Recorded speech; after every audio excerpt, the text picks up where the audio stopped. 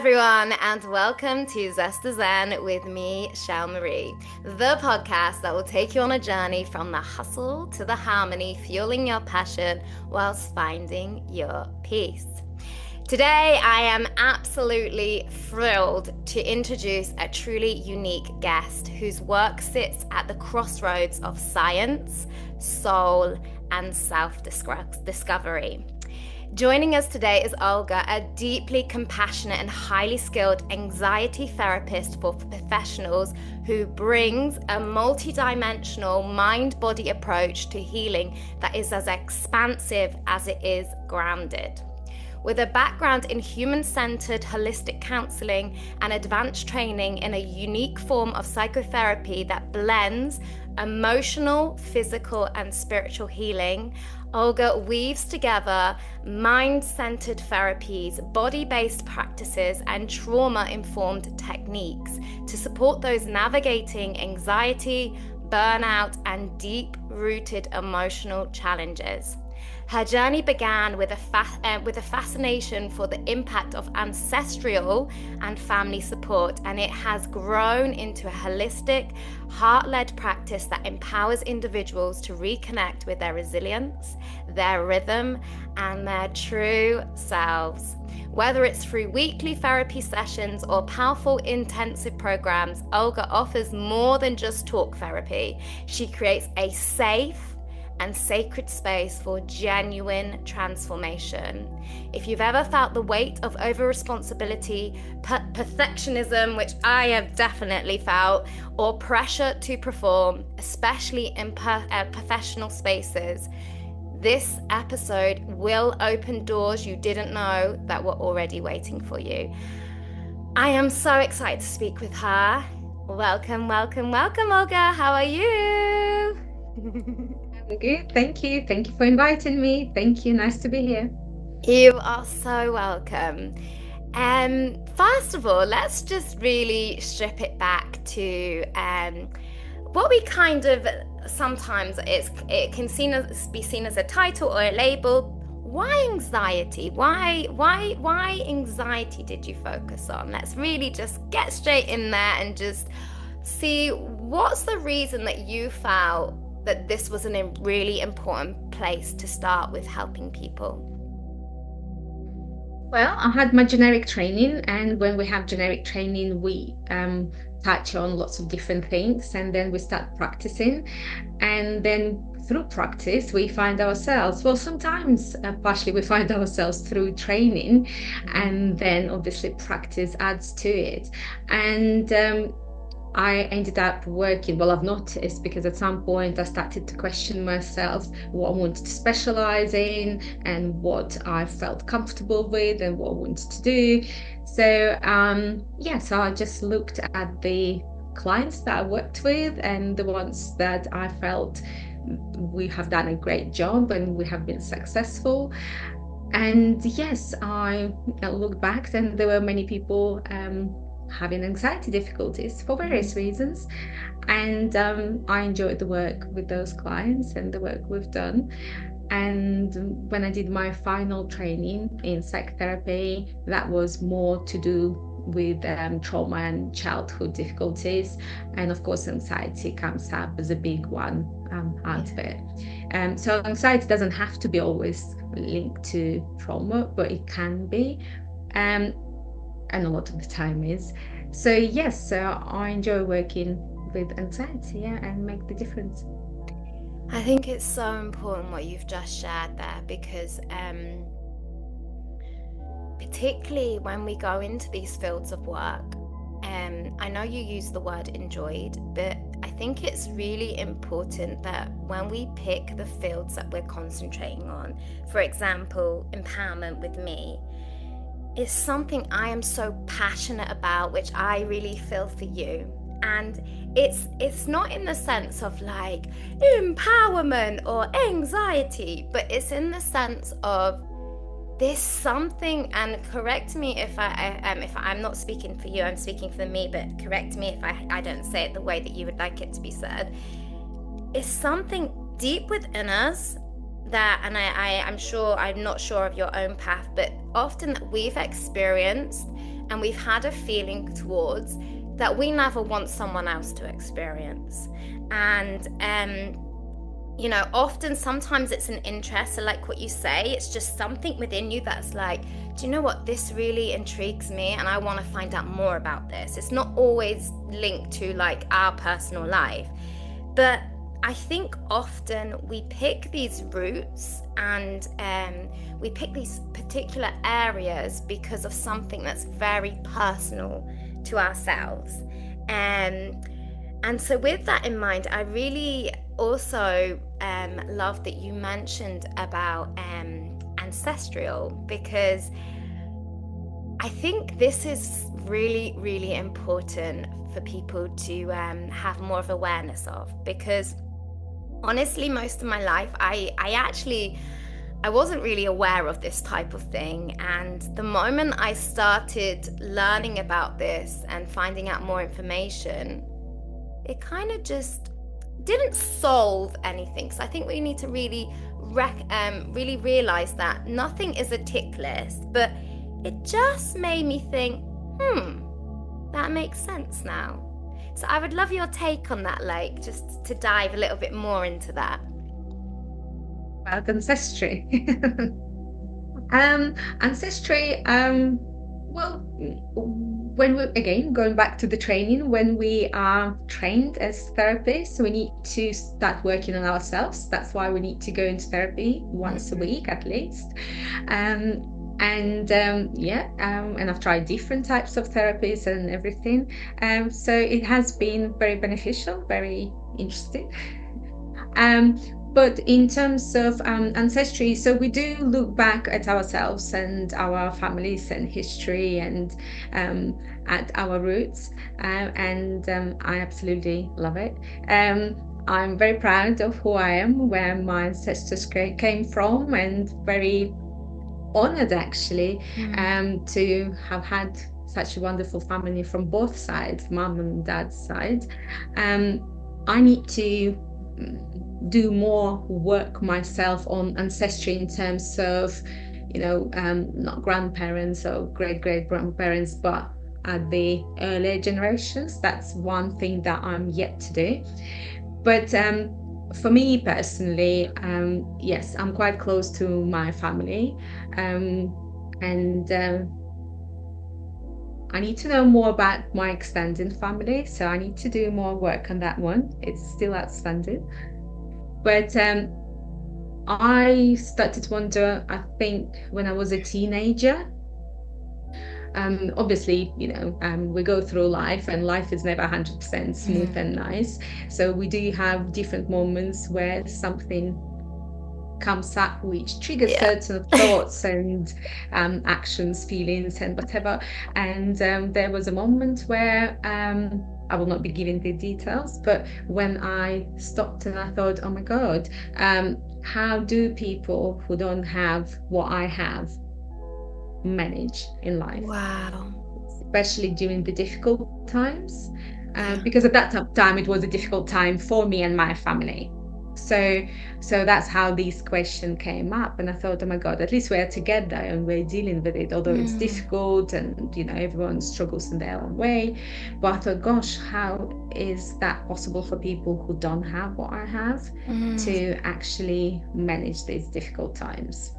And that's how at that time I became interested about who are those people who don't have the support. And it's people, for example, who have been abandoned, as children for whatever reason, or a lot of the time, actually, people who get abandoned, statistically, unfortunately, they can end up in prisons. So there is a link, unfortunate, between the two. And even when people come out of prisons, they end up having difficulties, having some support and reintegrate. So I suppose, that was my first discovery and first thoughts about how do these people survive without guidance, without support, without all that energy that usually comes from ancestors. So that's where the journey began. Wow, that really It's really beautiful, and I just really want to honor you, by the way, and just speaking to you now, honor your integrity, honor your love and your kindness and your compassion. And I just really admire what you said, because, and this is not everybody, but obviously from the example I shared of, often people have gone through it, which is why they choose to go in that field. But and I'm not saying that you haven't, but what I really heard and admire about you is you put yourself in the shoes of someone who didn't have what you experienced at a really tough time in your life. And even though, and I'm sure whether it was during that time or on reflection afterwards, you were able, instead of being like, okay, I got through this and had my family around me, thank goodness, or whether you got through it or you didn't, it's not, that's irrelevant. It's the fact that you took it a step deeper and you realized that, oh my gosh, you saw even through, and please correct me if I'm not saying this right, but even through the time and what you were experiencing with what it sounded like to me, that loving support of your family around you, you were able to experience and feel what you're feeling, but also be like, my gosh, imagine someone who doesn't have this. And I really, really admire you for that, because I think there can be like almost like oh, I'm so lucky, thank you. And that really shows your heart and your love, because you don't have to do that. And a lot of people, I'm sure, won't. It could be like, okay, this is what I'm going through right now, and there's no, again, judgment on anyone that does that, and this is really how I'm feeling. But you essentially took something in your life and you found a solution for another. And that is really beautiful, because I think, again, like you brought up about prisons, and I think there can straight away be this judgment of they're not a nice person and they've done this and they've done that. But we're not born into this hatred and this unkindness and this almost fight or flight mentality. And I'm not saying that this is everybody, but sometimes we make mistakes, and actually they can become big mistakes, resulting in something like prison. So I just think it's incredible what you're doing, because that person or those people, essentially all of us, what are we all actually just searching for? Love, understanding, acceptance. So that's the thing, is like what you're doing for me, like, and you're creating for others, is that safe place to say, listen, regardless of what's happened in your life, we're going to find a solution.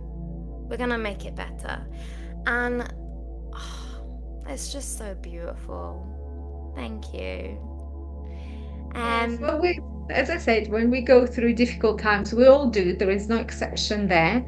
We all do. And it's what comes up at those times, because life is complicated sometimes, and sometimes when we go through difficult times, we might feel ourselves at risk of something, like losing something that we're used to, or having less of something. So there is a risk always, and there is a possible loss.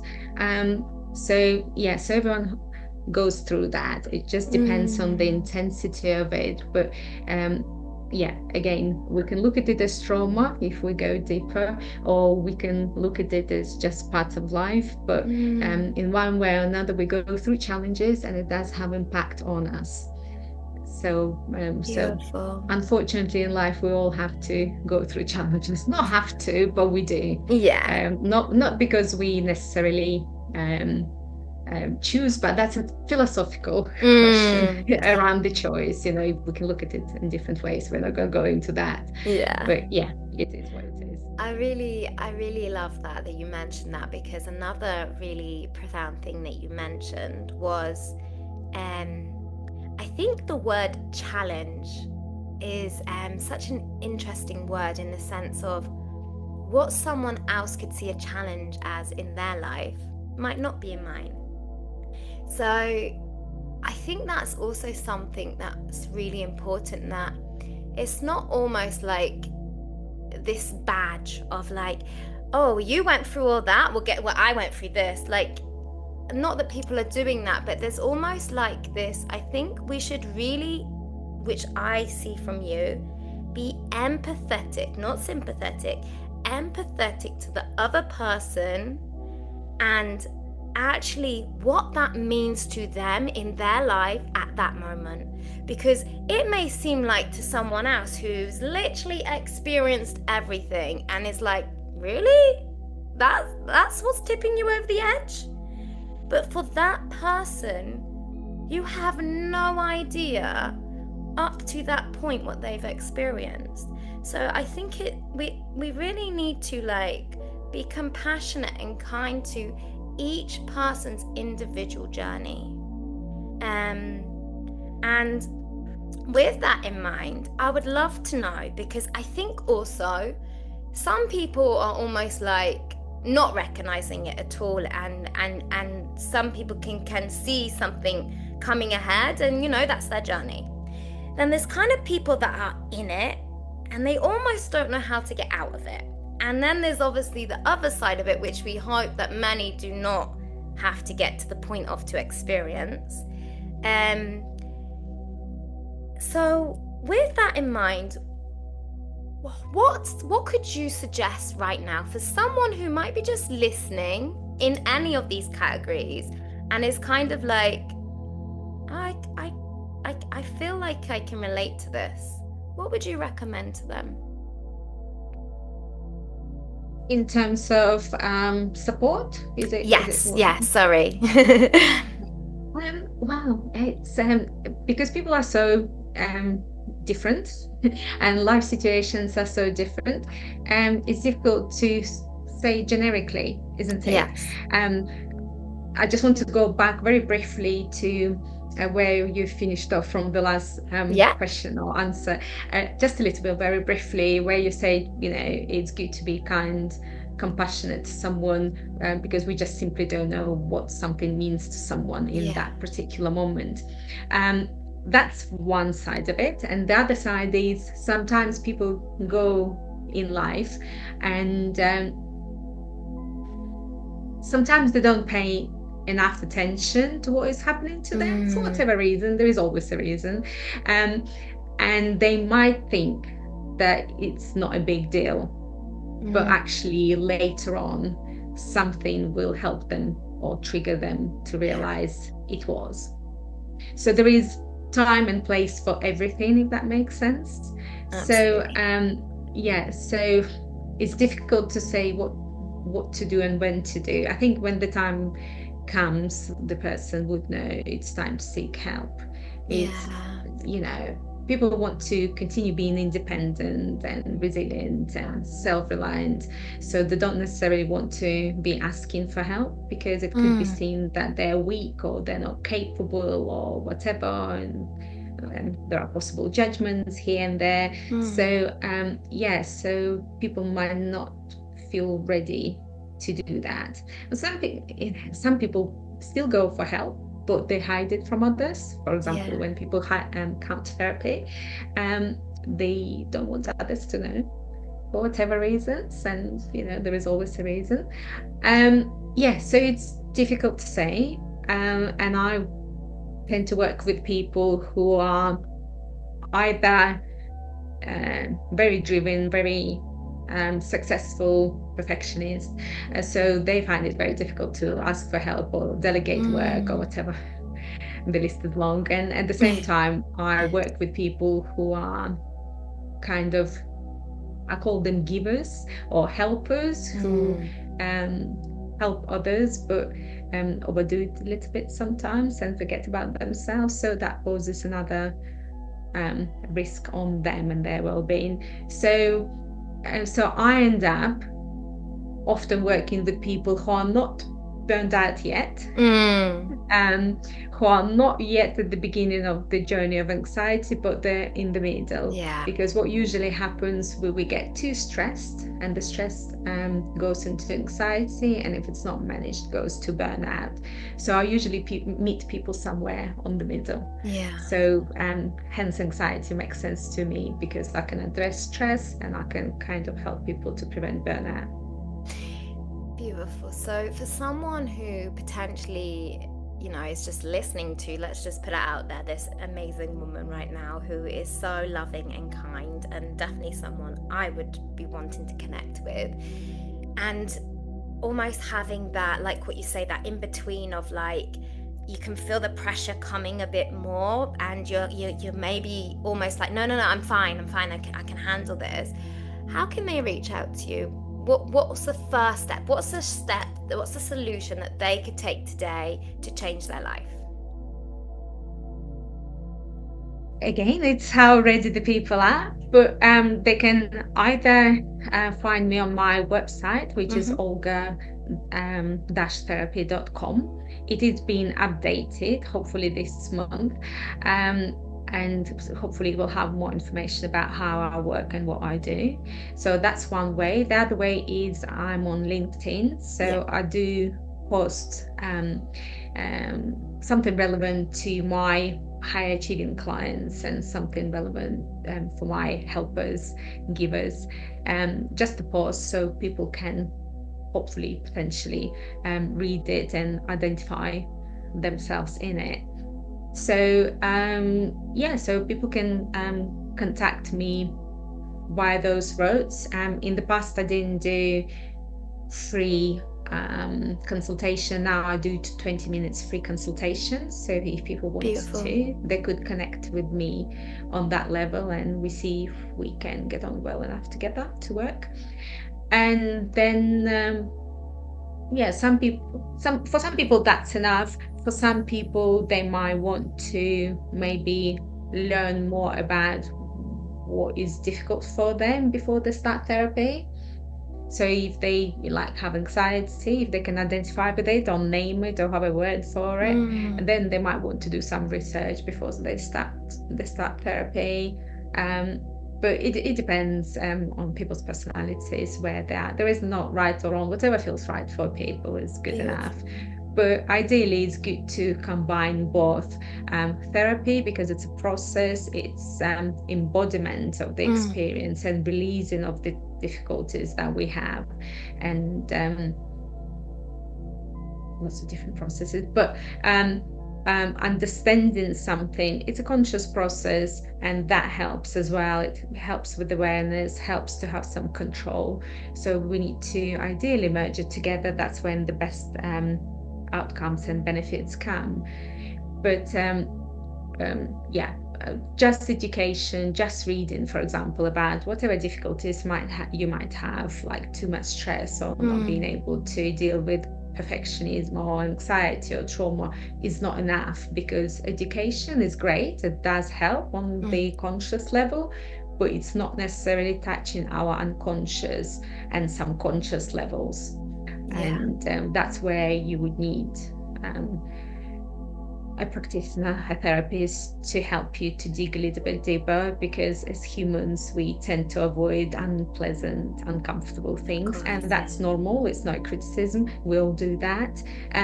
So that's why I need to go into therapy, to address it at the deeper level. So not just manage it at the unconscious level, because it's good, but it requires a lot of effort if unconscious hasn't been addressed. But if you address unconscious, it becomes easier to manage on conscious level. Beautiful. And before anyone's like, trying to take the notes, everything will be in the description, so all her details will be there, so please don't worry. And actually, I really want to highlight something that you said, because I think we have this almost like what you said, people don't want other people to know. I think we should just honor that, because actually it doesn't have to be, okay, everyone, I'm doing this now, this is what's happening in my life. I actually really respect people that, whether they want other people to know or they don't want people to know, it all goes back to you. You are actively taking a decision to connect with someone, whether it's just something replaying in your mind or it's something much deeper. You will know deep down if there's something you need to work through. Like, essentially, yes, okay, like what you said, we can listen to that person, we can read that book, we can do that course, but if you're not applying and taking action, you can keep reading the books, you can keep doing the courses, but like what this beautiful lady has just said, she offers a 20-minute free consultation call. You never know in those 20 minutes what little thing could be identified, or something you might say which you have almost an aha moment of, oh, I never thought it could be that. So I honestly, I'm so open to all these different modalities, different areas, because like what you said so beautifully, we are all different, we are all on our own journey, and what might work for one person might not for another. So I think just be open-minded. And I think we almost have this like, oh, what will people think? No one knows you're doing it. Just take this out of your mind and do it for you.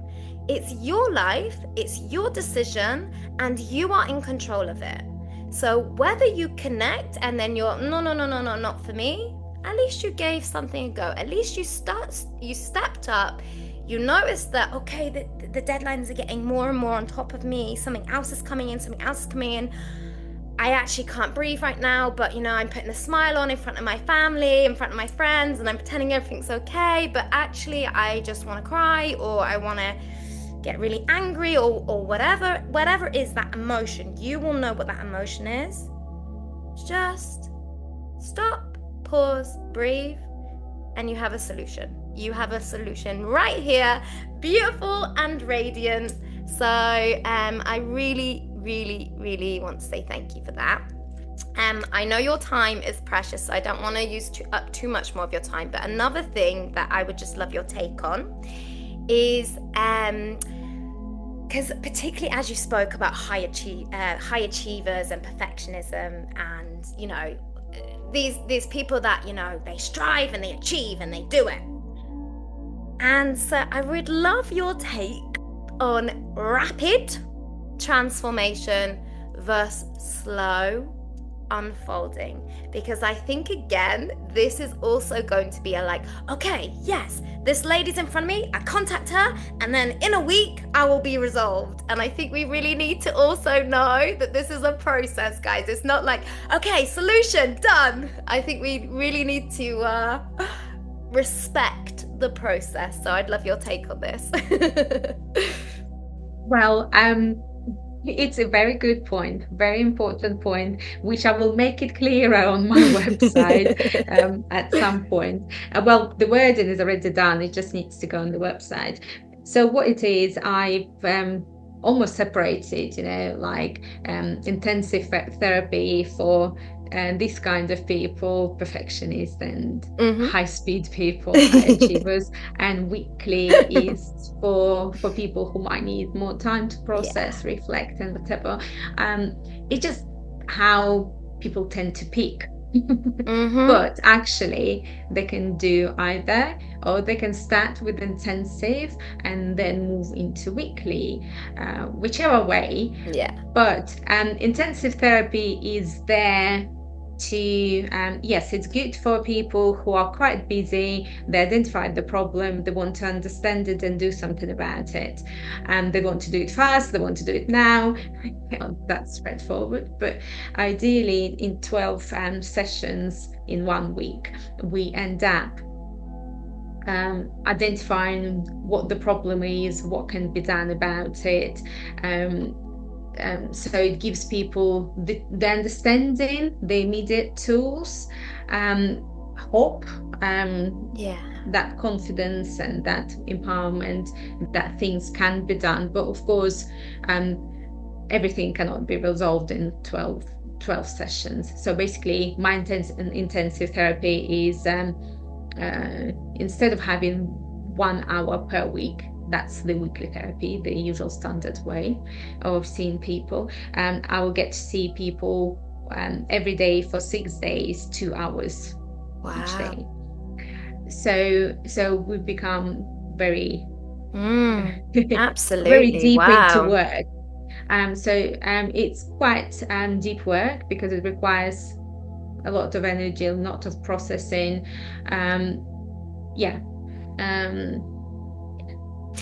But because it suits some personalities, some people, we can do it, but of course it doesn't resolve everything. It can give a lot of understanding, immediate tools, hope, maybe plan for the future, and then the person decides what they want to do with it. Maybe what they get in 12 weeks is enough. Sometimes it's enough to manage whatever needs to be managed, but sometimes people will go into weekly therapy or have break and then go into weekly therapy.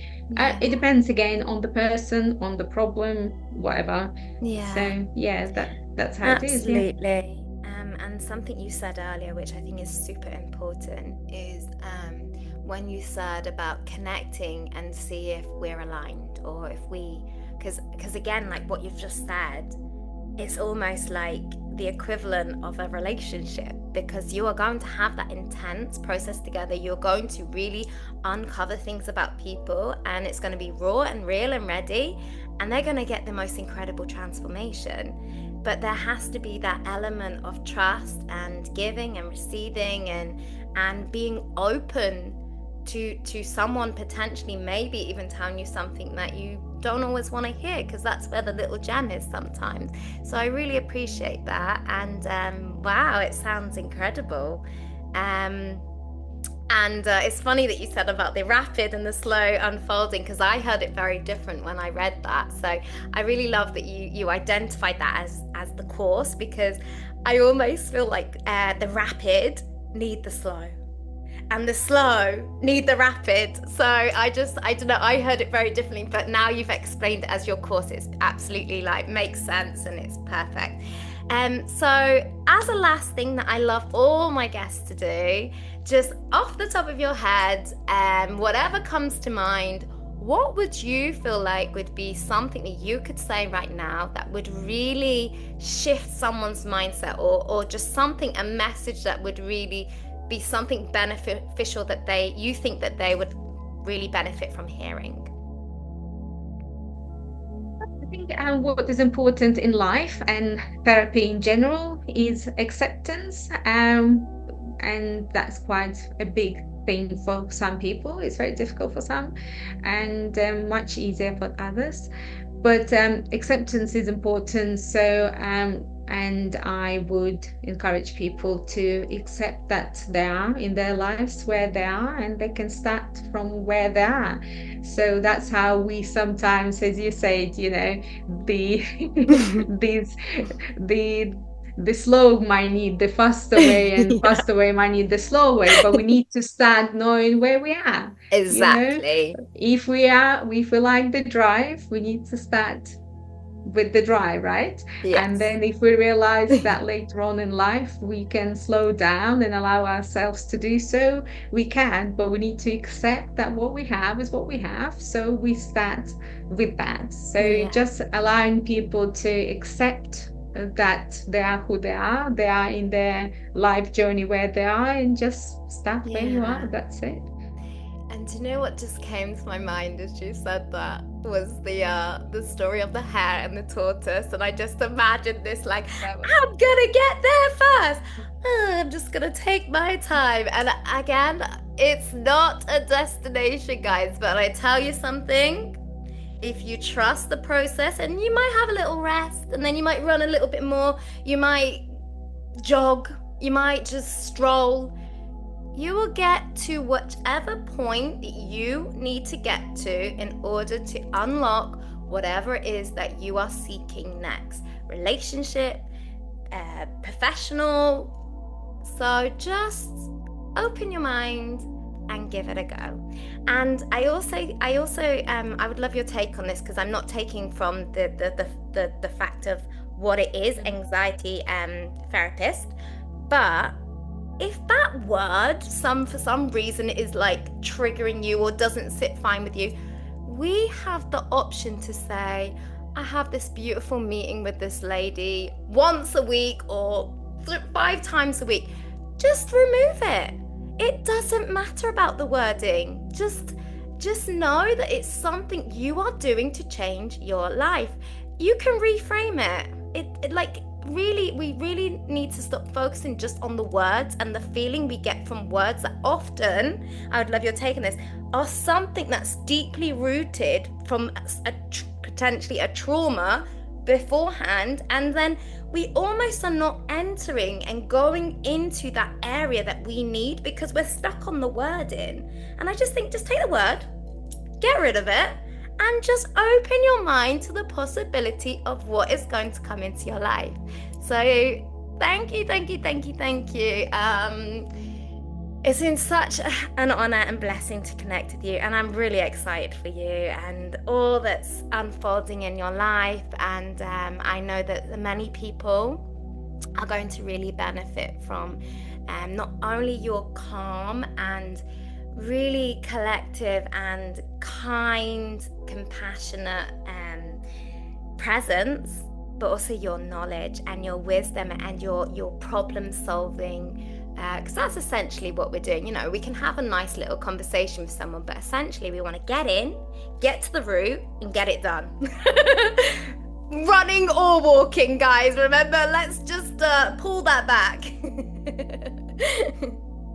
Yes, so it's therapy can be about a lot of things, and again, it's what people want to achieve. For some people, it's just the place to be accepted. For some people, it's the safety space. For some people, is reconnecting with themselves if they lost themselves amongst many things that they have to do in life. For some others, it will be recovering from trauma, or maybe achieving something in their careers. So everyone has got a different goal in therapy, but in one way or another, it's about being kind to ourselves and getting to know ourselves a little bit more, rediscover more about ourselves. Because a lot of it lies on unconscious or subconscious level, which sometimes we don't want to touch, which is normal. It's okay. So therapy is for various reasons, whatever people want. Beautiful. Thank you.